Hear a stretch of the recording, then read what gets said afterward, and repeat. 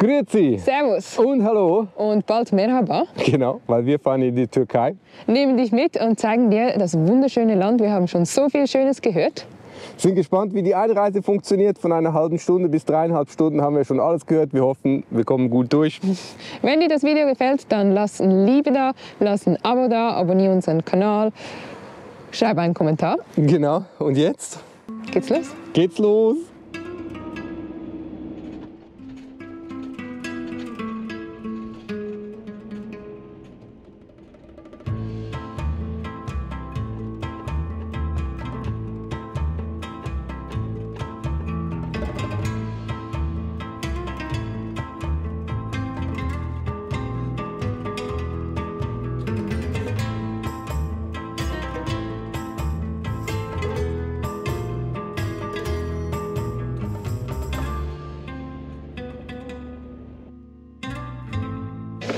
Wir sind jetzt in Griechenland ausgereist, das ging ganz entspannt.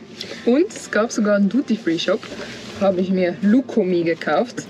Tatsächlich haben wir das gar nie in Griechenland probiert und darum habe ich jetzt die Gunst der Stunde genutzt und das gekauft. Genau, und es war echt lustig, mal zu Fuß in einen Duty-Free-Shop oder mit dem Auto reinzugehen, weil normalerweise kennen wir das nur vom Flughafen. Und jetzt kommt der spaßige Teil, jetzt kommt die Einreise in die Türkei. Also machen wir uns auf den Weg. Also ehrlich gesagt habe ich mir schon ein bisschen bessere Straßen an der Grenze vorgestellt. Ich bin gespannt, wie das dann in der Türkei sein wird.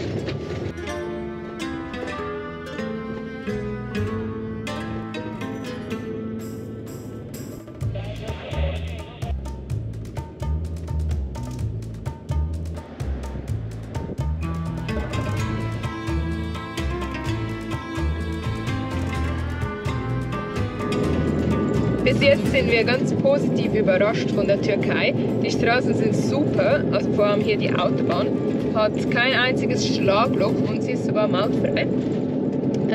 Aktuell hat es immer noch ein bisschen Schnee, so 15 cm. Und ich glaube sogar, dass die hier Salzfahrzeuge haben, weil die Straße sieht so ein bisschen gesalzen aus. Das hat Salzspuren. Ja, wir fahren jetzt mal zum Stellplatz und schauen uns das an.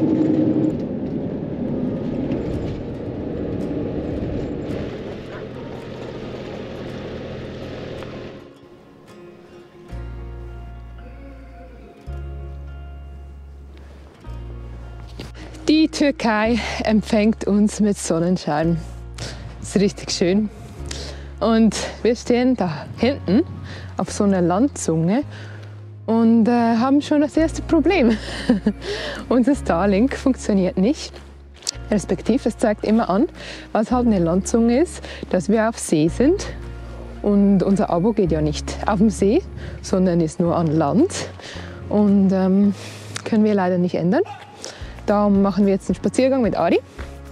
Und danach fahren wir ein Stück zurück und hoffen, dass dort Starlink gibt.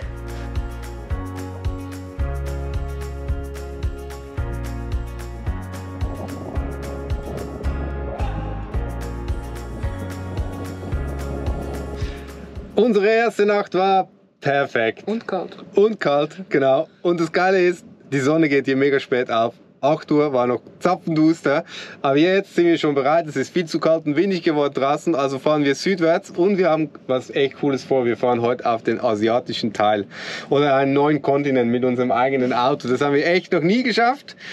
Ein paar Challenges gibt es noch. Wir müssen irgendwie noch Geld organisieren. Das haben wir gestern nicht geschafft gekriegt. Und wir wollen die erste türkische Fähre nehmen. Also ich würde sagen, los geht's!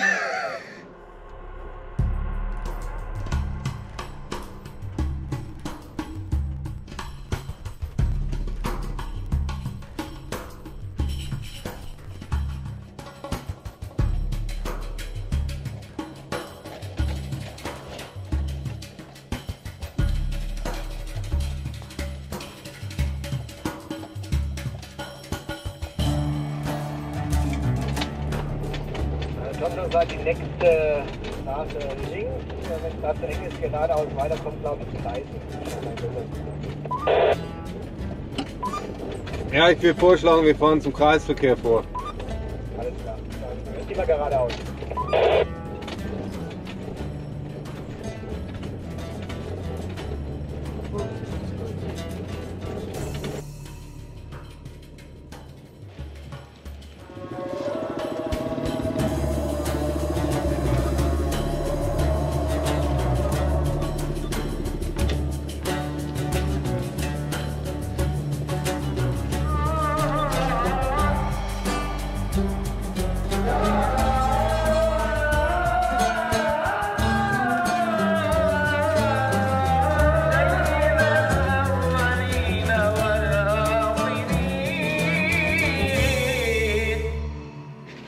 wir sind reich.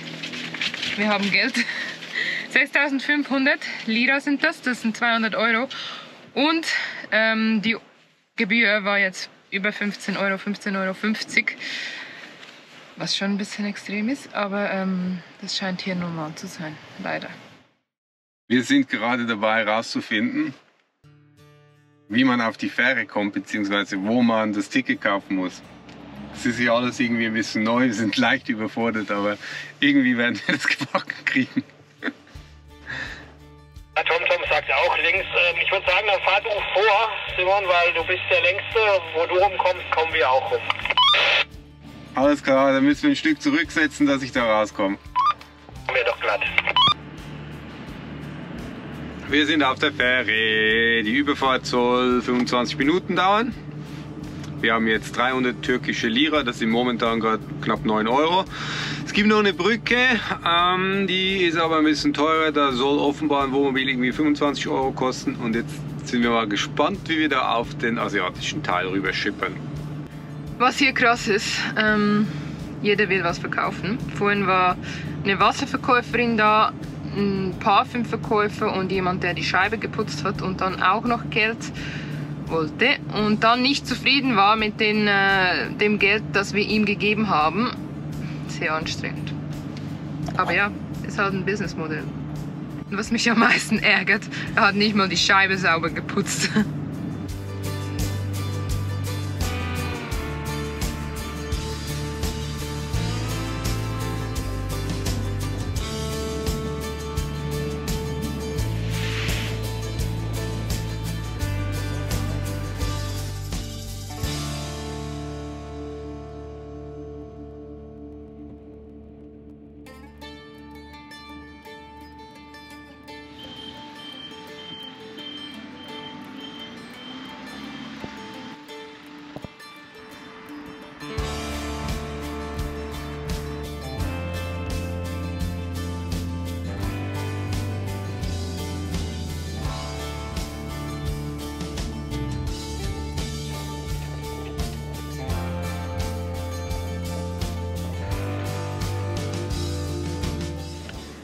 Guten Morgen!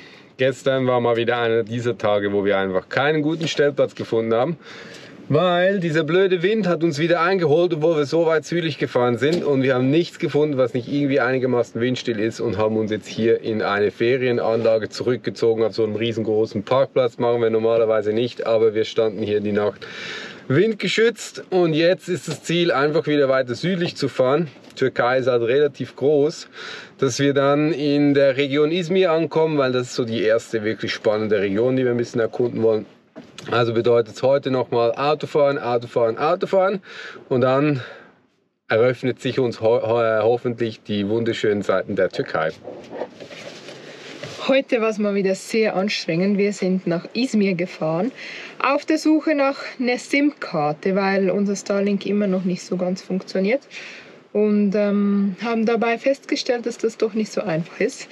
Die einen wollen 40 Euro Gebühr für die SIM-Karte, nur für die SIM-Karte, die anderen 27. Und da kommt noch der Tarif dazu. Also ist alles nicht so optimal. Wir fahren vorhin jetzt noch da vorne in einer Kleinstadt. Die wollten 37 für SIM-Karte und 20 GB Internet, was so ungefähr das ist, was wir an Internet bei den anderen Anbietern auch gezahlt hätten. Jetzt mal schauen, wenn sich der Support von Starlink meldet, warum das Ganze nicht funktioniert. Und sonst kaufen wir uns eine SIM-Karte. Und du siehst, wir sind wieder am Meer. Einen wunderschönen Stellplatz haben wir gefunden. Ich zeige dir das mal.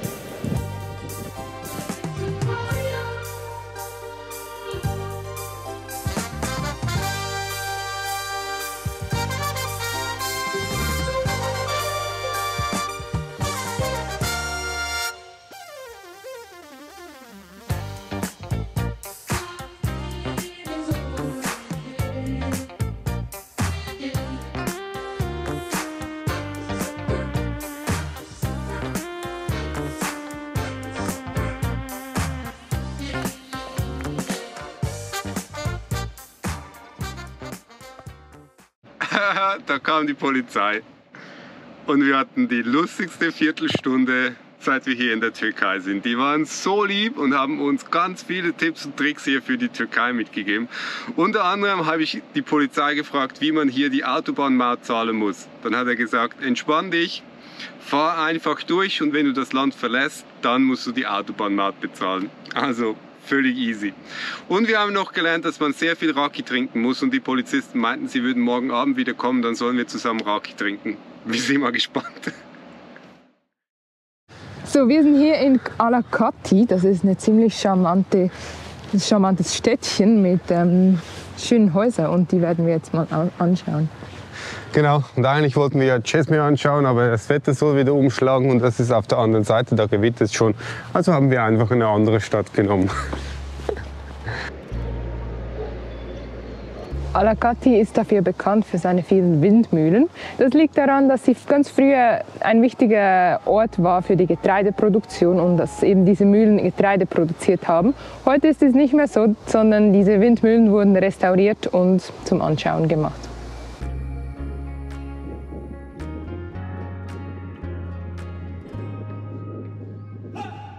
Also man merkt, dass hier viel Tourismus ist im Sommer.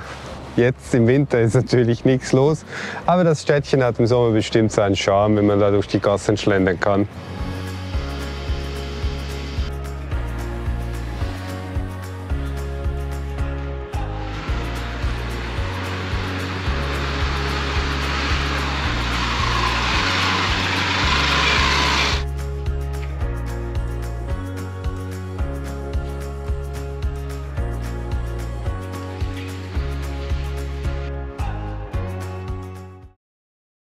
Gestern Nacht kam ein riesiger Sturm und wir sind von Çeşme einmal rund um die Bucht auf die andere Seite von Izmir zu einem Zoo gefahren, weil hier ein Tierparkplatz ist und das war die richtige Entscheidung. Wir sind schon wieder seit irgendwie 5 Uhr morgens wach, weil es so doll geregnet hat. Hat aber den Vorteil, dass wir jetzt wieder durch Izmir durchfahren und uns diese Stadt anschauen.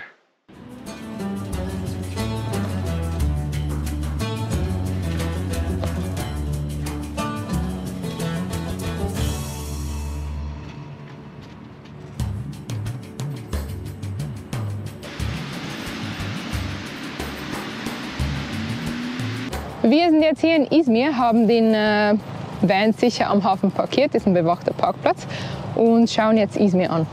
Izmir hat 4 Millionen Einwohner und zählt somit zur drittgrößten Stadt der Türkei. Auf Platz 1 ist Istanbul und dann kommt Ankara und dann Izmir. Das hinter mir ist der Uhrturm und das ist das Wahrzeichen der Stadt.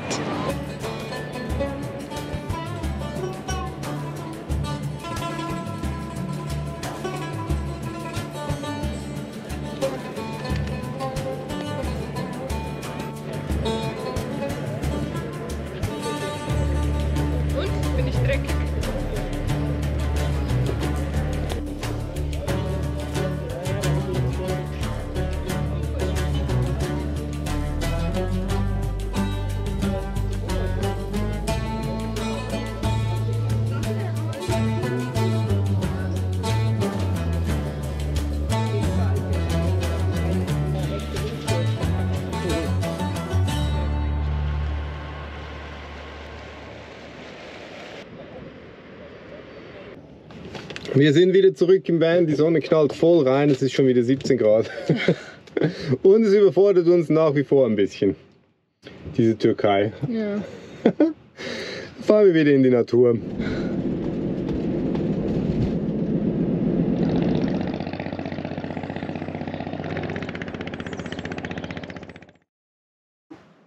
Noch ein bisschen Real Talk zu unserer Einreise in die Türkei. Wir sind schon wieder über eine Woche hier. Genau eine Woche sogar. Genau eine Woche. Die Einreise verlief ganz gut. Zuerst eben Ausreise aus Griechenland, dann kommt die Einreise in die Türkei. Zuerst muss man da so ein Foto machen, die Pässe zeigen und ein Foto wird gemacht. Dann Fahrzeugpapiere zeigen, das Fahrzeug wird gescannt und dann die dritte Station wird nochmal alles geprüft. Dokumente von Ari, unserem Hund, haben sie nicht angeschaut. Ich denke auch, das könnte eher was sein dann für die Ausreise wieder in die EU. Da braucht man ja diesen Antikörper-Titer-Tollwut-Test. Aber bei der Einreise war das keine Frage, haben sie nicht gefragt. Ja, und einen negativen Punkt momentan gibt es. Wir haben festgestellt, dass unser Starlink in der Türkei nicht gehen wird, weil die Türkei irgendwie nicht freigeschaltet ist. Haben wir hier die nächsten 3 Monate nur unser altes GSM-Internet. Aber wir machen natürlich unser Bestes draus. Das ist ein bisschen so ein negativer Punkt. Und ansonsten würde ich sagen, sind wir einfach noch komplett überfordert. Es ist halt außerhalb der EU, es ist ein anderes Land, es gibt hier andere Regeln, es klingt anders, es riecht anders, es sind andere Lebensmittel hier. Und das Schlimmste, glaube ich, oder das momentan anstrengendste ist das Wetter. Ja, das Wetter ist nicht ganz ohne. Vor allem hier jetzt in der Region Izmir, weil wir ja noch auf unsere Freunde warten, da die in der Werkstatt sind mit ihrem Van. Und es gibt nicht so viele Stellplätze, respektive es gibt sie, aber die sind relativ zentral am Meer. Und weil es momentan so windig ist und so regnerisch und stürmisch, kann man die halt nicht anfahren, weil der Untergrund nicht befahrbar ist, leider. Genau, das ist ein bisschen mühsam, also wir haben jetzt wirklich ein paar Tage durch, teilweise erst abends um 10 irgendwie was gefunden, wo wir so halbwegs stehen konnten. Man braucht einfach viel Zeit für dieses Land, glauben wir. Ja, aber ansonsten haben wir mehr positive Erlebnisse. Gestern Abend kam hier die Polizei vorbei, die sind ausgestiegen, haben nett gegrüßt, haben den Google Translator hervorgenommen, gefragt, ob alles gut sei, ob wir irgendwelche Probleme hätten. Und dann haben wir gesagt, nein, danke. Und dann haben sie uns schöne Ferien und einen schönen Aufenthalt hier gewünscht. Also so freundlich, das zieht sich bis jetzt wirklich überall durch, wo wir hingekommen sind. Und jetzt nehmen wir dich mit auf diese 90-Tage-Reise durch die Türkei. Ich bin gespannt, was wir alles erleben werden. Ja, es wird sicher vieles außerhalb unserer gewohnten Komfortzone sein, aber es macht uns auch Spaß. Und falls du Tipps hast für die Türkei, schreib es unbedingt in die Kommentare. Genau, immer gerne, weil wir sind jetzt 90 Tage hier.